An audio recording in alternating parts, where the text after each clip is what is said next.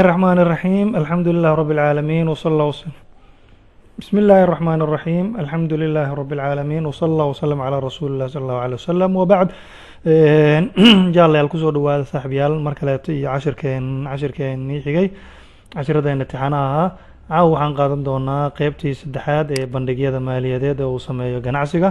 waxaan hore usoo qaadanay qeybtii koowaad oo ahayd trading account. waxaa sidaas oo kale soo qaadanay iyo sida loo xisaabiyo iyo waxyaaba ay ka kooban tahay. labo waxaan soo qaadanay profit and loss account oo ah bandhig maaliyaedka labaad oo faa'iidii khasaaro lagu xisaabinayay. Trading account ujeedada ugu weyn oo laga lahaa waxay ahayd in lagu ogaado ganacsigan gross profitkiisa, ma gross profit faa'iido duuduuba soo saaray mise khasaaro duuduuba gross loss ayuu soo saaray. waxyaabaan kusoo baranay waxaa ka mid ah waxyaaba badan ayaa ku baranay. kow, concept of trade period soo baranay, open stock soo baranay, closing stock soo baranay, waxaan soo baranay purchase return, waxaan soo baranay sales return, waxaan soo baranay carriage inward, waxaan soo baranay muhiimadda uu leeyahay trading account iyo sida loo xisaabiyo tusaalihiis.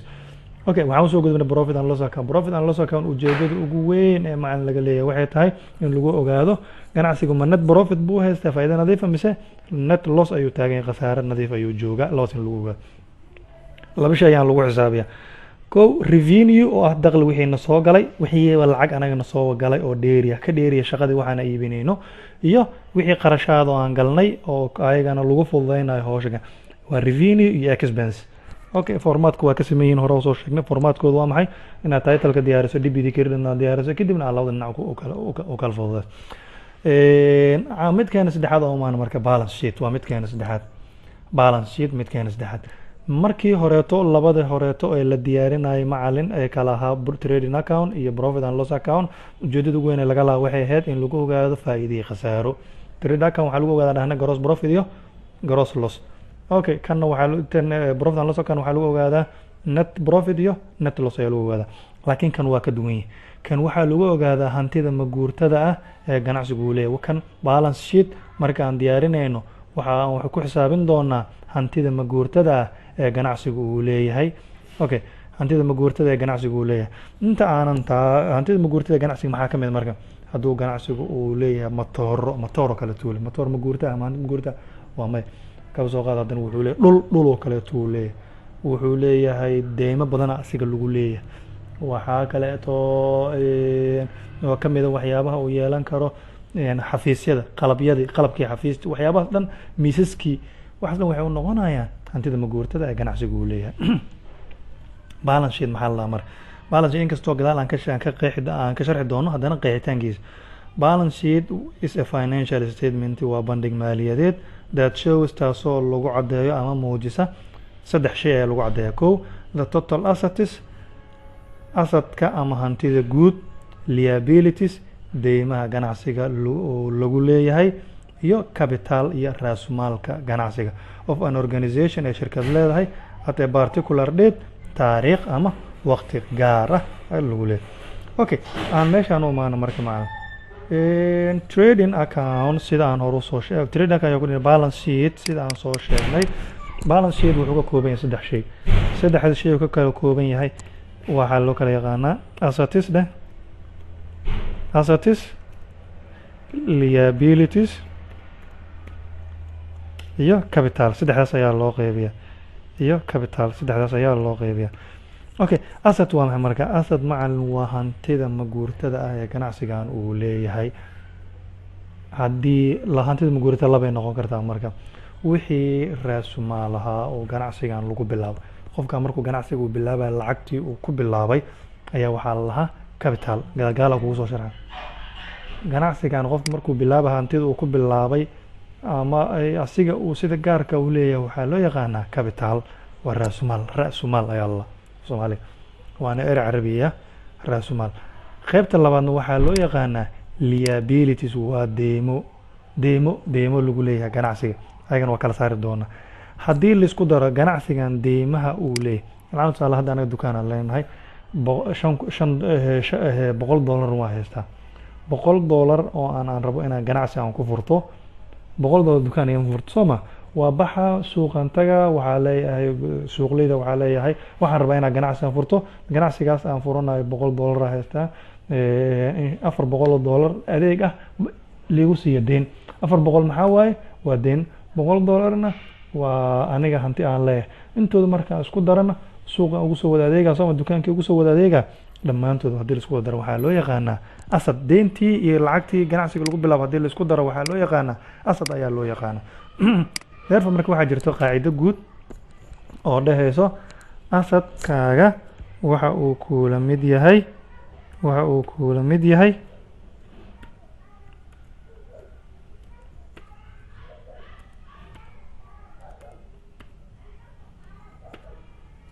asadkaaga waxa uu kula mid yahay asadkaaga waxa uu kula mid yahay liability-ga oo lagu daray liability-ga oo lagu daray kabitaalka ayuu kula mid yahay. asad waxaa loola jeeda waa hantida maguurtada ganacsigu leeyahay, waxay kula mid tahay hantida deynta ee ganacsiga lagu leeyahay iyo raasmaalkii uu ku bilaabay oo laisku daray ayay kula mid tahay. okay, asadka macal marka laba nooc ayuu u qaybsamaa. asad haddaa maqashid wuxuu u qaybsamaa laba nooc. labada nooc u qaybsama waxay kala tahay mid loo yaqaano currenty asad la dhaho iyo mid la dhaho fixed asad ayaa la current asad waa maxay marka hanti kasta ee ganacsigu uu ugu talagalay hal sano gudaheeda in uu ku isticmaalo waxaa loo yaqaanaa currenty asad ayaa loo yaqaanaa. hanti kasta oo ganacsigu ugu talagaliyay hal sano gudaheeda inuu ku isticmaalo waxaa loo yaqaanaa currenty asad ayaa loo yaqaanaa. maxaa ka mid ah hantidaas? cash on hand. haddii ganacsigan uu lacag cadaan gacanta ku haysto cash on hand wax loo yaqaan waxay ka mid tahay current asadkaaga ayay ka mid tahay. cash at bank. haddii ay jirto wax lacaga oo bangiga u jiro bangiga u yaalo ganacsigan waa current asadkaaga ka mid tahay. stocks. badeeco dukaanka badeecada laga soo badeecada la iibinayo lasoo iibinayo waxay ku jirtaa current asadka ayaa lagu xisaabinaya. waxaa kaleeto ka mid ah debtors. deymaha la dukaanka deena laga dhiiba soo ganacsiga deena laga bixiya. deymaha uu ganacsigu uu leeyahay dadka asaa ku leh deymaha uu ganacsigu dadku leeyahay waxaa loo yaqaan debtors. intoodaas macna waxaa la isku dhahaa current asad ayaa la isku dhahaa. intoodaas maxaa la isku dhahaa current asad. fixed asad waa marka waa product ama waa hanti kasta taasoo ganacsigu ugu talagalay hal sano iyo wixii ka badan inuu isticmaalo. maxaa ka mid hadda motor oo kale taan soo gadan ka soo qad machine motor oo kale taan soo gadan motorka hal sano bis ma ku isticmaalayna waa 5 sano la isticmaala waa fixed asad. waa land oo kale dhul ganacsigan dhul uu gataba dhulka meeqa sano la isticmaala wax badan soo hal sano waa ka badan tahay. waxaa kale oo ka mid building dhismo kale dhismo gataba maxay kale ka mid tahay waxyaabahaas dhan waxay ka mid yihiin fixed asad ayaa la fixed asadka laba nooc loo qaybiyaa. waa maxay mid kuwad current asad mid kale fixed asad. current asad tusaalayaasha maxaa ka mid ah cash on hand cashka gacanta lagu hayo midka bangiga yaalo badeecada oo qof alaabta la kala iibinaya iyo qofka deynta lagu leeyahay. okay, intaas marka ay tiraahid liability suma marka dhanka deymaha deymuhu macal ganacsiga lagu leeyahay laba noqonay ama mid waxaa la dhahaa currenty liability midna waxaa la dhahaa long term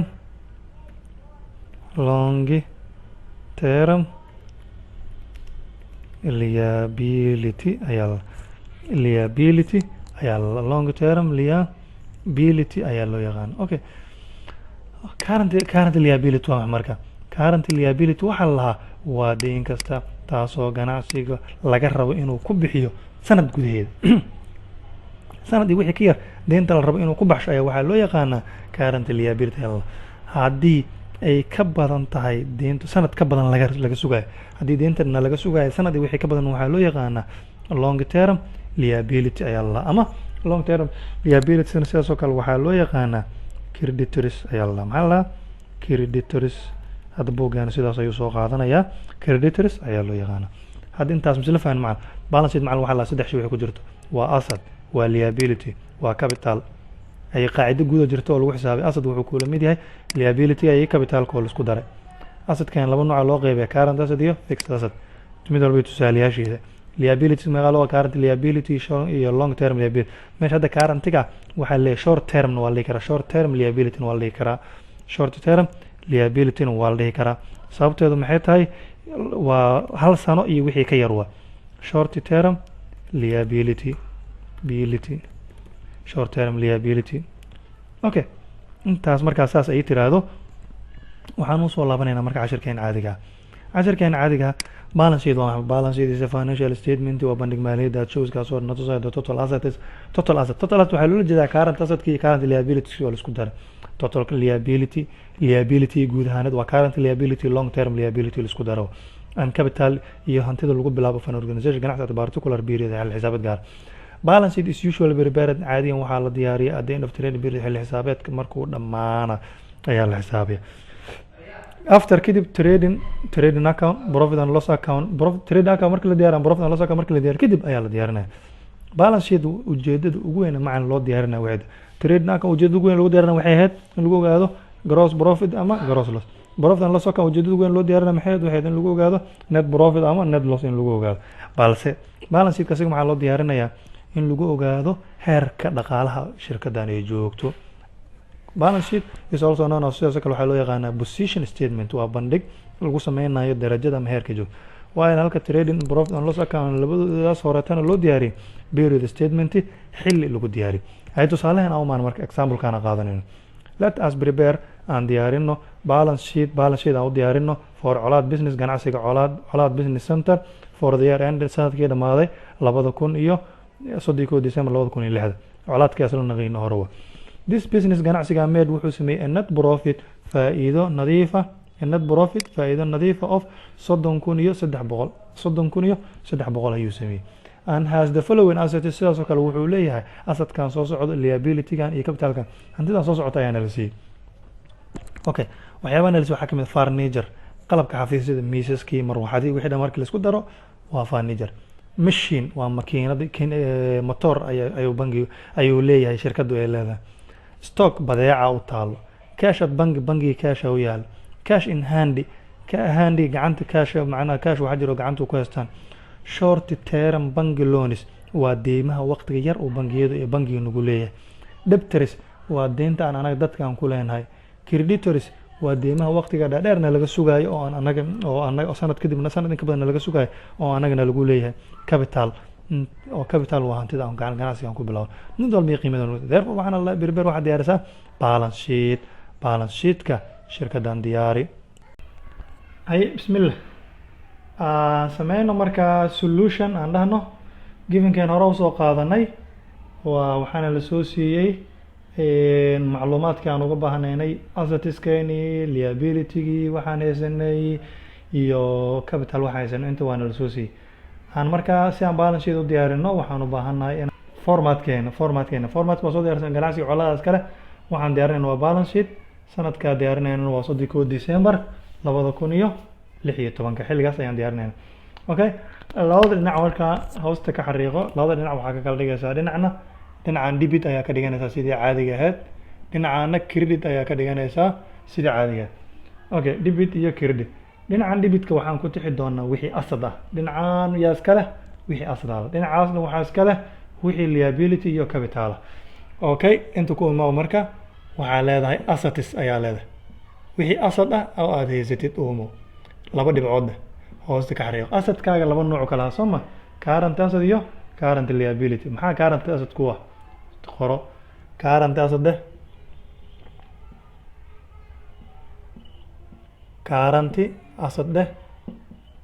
maxaa current asset ah. number 1 cash on hand lacagtaa gacanta ku haysano. 2 cash at bank lacagta bankiga noo taalo cash at bank. 3 waxaa noo ah stock badeecada. okay cash on hand-iga meeqa waa lacagtiisa cash on hand waxaan haysanaa 10,000. cash on hand meeqa haysanaa cash on hand waxaa haysanaa 10,000 ayaa haysanaa oo dollarka Mareykanka waaya. haye cash at bank lacagta bankiga noo taalo meeqa waa 60,000.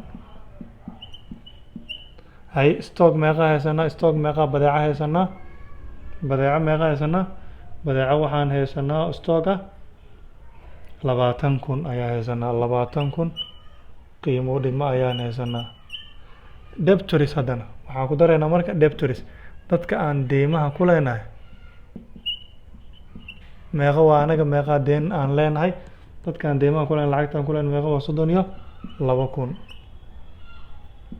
32,000 intaas markaas sidaas isugu dartid waxaad leedahay hoosta ka xariiqo total current assets aa leedahay maxaa leedahay total current assets ayaa leedahay total current assets ayaa leedahay waxay kula mid tahay marka 122,000 ayay kula mid tahay 122,000 ayay kula mid tahay. kadib haddana waxaa leedahay meeshaan fixed assets maxaa haystaa oo ah fixed assets maxaa haystaa fixed asset maxaa haystaa marka fixed asset waxaa haysatay kow furniture wixii qalab xafiisyeed ah labo sidaas oo kale waxaa haysatay machine ayaa haysatay labadaas xabo ayaa waxay ku yihiin fixed asset labadaas xabo kuwa okay hay fixed asset ka qor marka number 1 fixed asset maxaa noo ahaa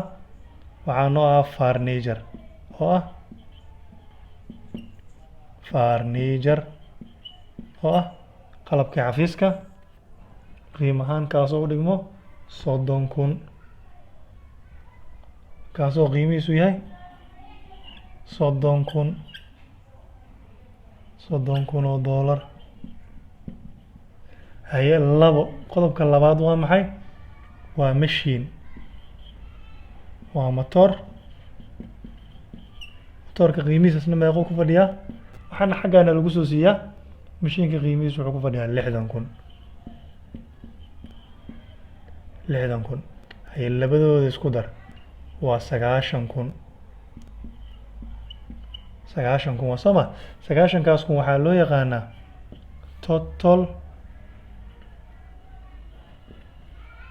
total fixed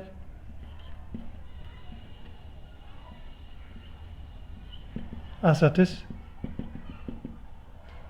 intaas waa okay meeshaan kor waxaan ku haysanaa total current asset oo ah 122,000 ayaan ku haysanaa hoosna waxaan ku haysanaa fixed asset kii oo ah 90,000 ayaan ku haysanaa waxaa isku dara marka total fixed asset ka total current asset ka ayaa isku daraysaa 122,000 haddii lagu daro 90,000 waa imisa waa 280 inta ka qaadan isku daro waa 200,000 oo dollar hoosta ka xariiq kan hoosta ka xariiq waa 202,000 oo dollar ayay ku wada mid dhagjag hoosta ka xariiq hadhow maxaa la marka total assets ayaa ku qoray maxaa ku qoray total assets ayaa ku qoray waa 202,000 hay soo bax marka soo dhaqaaq dhinacan kale waxaa ku qoraysaa liability iyo capitalka ayaa ku qoraysaa waxaa horta ka bilow liability isku soo darso meeqa deynta ka bilow liability maxaa haystaa liabilities ku qoro liabilities maxaa deyma haysana deymaha aan haysano waa labo midna waa short term bank loan deen uu bangiga nagu leeyahay oo waqti kooban oo wax sanadkeen oo current liability iyo debt iyo creditors oo deen na lagu leeyahay laba xabo waa marka deymi waxay isugu jiraan number 1 short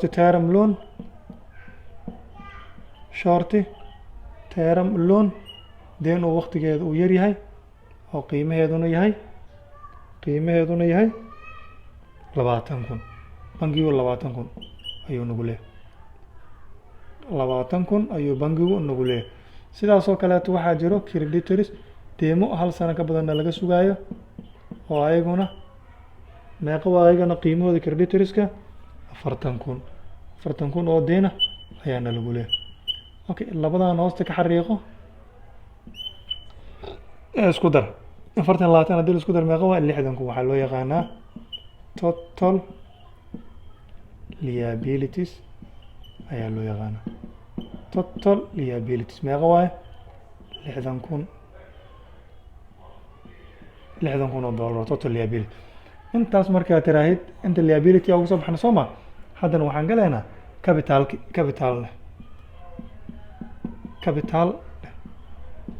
capitalkeena meeqa ayuu ahaa lacagta markii hore ganacsiga ku bilownay meeqa ayay ahayd 12,700 oo dollar inta horteeda ku qor adiga haba ka lablaba hortooda loo ku qor 12,700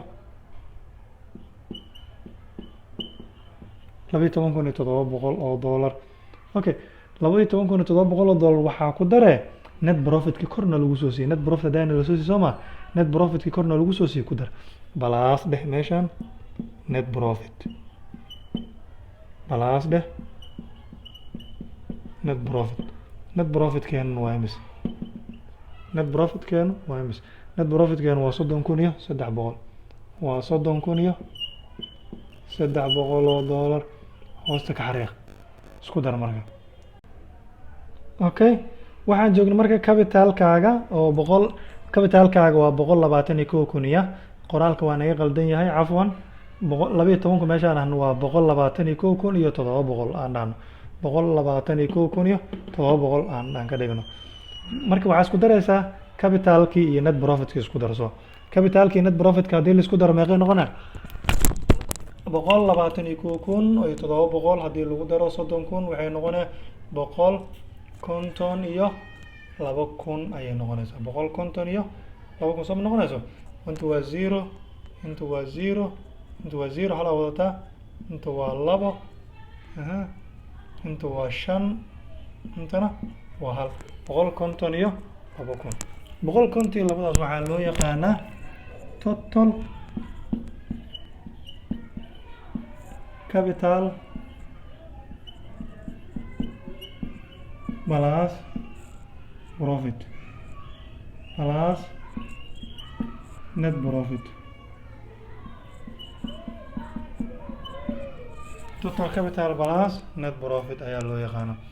okay kadib waxaa isku daraynaa capitalkeenan iyo net profit 152,000 iyo waxaa isku daraynaa 60,000 oo kale oo liability ahaa total liability intii la isku soo daro 60,000 ahayd 60,000 iyo waxaa isku daraynaa 152,000 ay isku daraynaa therefore meesha waxay noqonayaan 212,000 oo justa ayay noqon doontaa taasna waxaa loo yaqaanaa total capital plus liability total capital plus inta sii waaya total capital plus liability balance sheetka macal hal meel ka fiirinay marka halka meel oo ka fiirinaysa wuxuu yahay warheedhaadu waxaana samaysay dhinacaan asadka ah meequu noo keenay 212 markii hore waa qaladnay laakiin deertan dib u saxayna 202 haday dhahan laakiin 212 ayaan leenahay 212 iyo dhinacaan kale meeqa keentay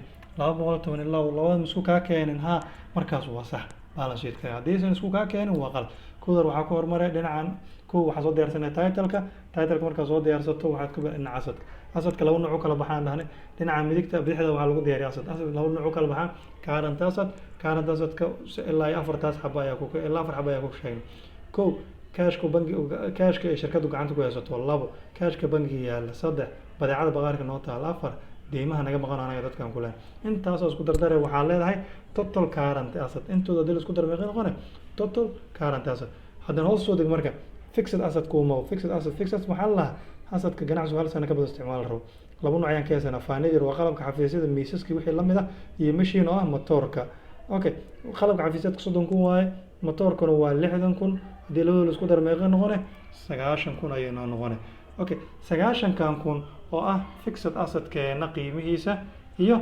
122,000 oo ah current asset qiimihiisa haddii labadooda la isku daro waxay noo noqonay total assetkeena guud ahaan oo la isku daray oo ah 112,000 dhinacan kale oo liability aan u maarno marka liability ku bilo liability capital ayaa dhinacan ku qoran dhinaca midigta liability laba nooc isku jirta macallin midna waa mid short term midna waa mid long term mid short term ka ah qiimaheedu waa 20,000 waana la siiyay short term bank loan bangiga deentuna siiyo laba oo waqti koobana 20,000 creditor midka waqtiga dheerna laga sugayo 40,000 labadooda isku dar total liability hoosta ka xariiq 60,000 oo jeeda Soomaa hay capital ku maadan capital qiimihi haysato meeqa waa 121,000 macal qoraalka iska sax 12,000 oo ku qorto 2,000 maaha waa 121,700 balaas ayaa leedahay mujeda balaas ayaa leedahay waxaad leedahay net profit ka ku darso ah 30,300 meeqa noo soo baxday 152,000 ayaa noo soo baxday total capital balance net profit ayaa loo yaqaana total capital balance liability xagga sare aan ku haysano 60,000 ah iyo capitalkii iyo net profit la isku soo daray ayaa waxay noola mid tahay 212 therefore balance sheet keenana sidaas ayaan ku diyaarinay. Asalaamu calaykum waraxmatullahi wabarakaatu.